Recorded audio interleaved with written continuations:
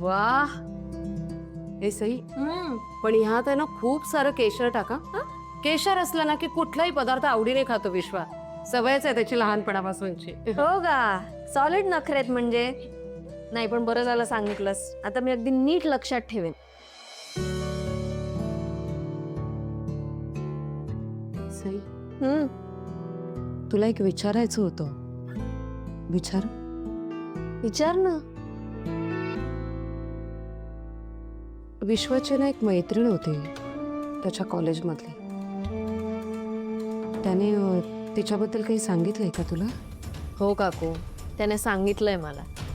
आमच्यात आता काहीही सिक्रेट्स नाही आहेत. डोंट वरी. ऐक ना,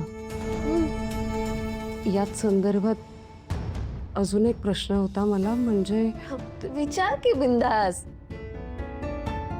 विश्वा त्या मुलीला विसरलंय का ग? हे म्हणजे बघ ना, आपण आता इथं तुमच्या लग्नाचं प्लॅनिंग करतोय आणि तो जर का तिला विसरलाच नसेल तर?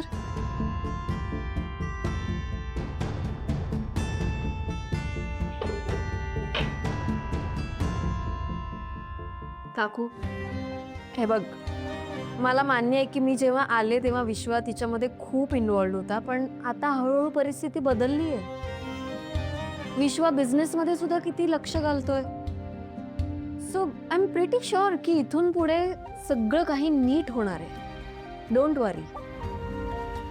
तसं असेल तर ठीकच आहे म्हणा.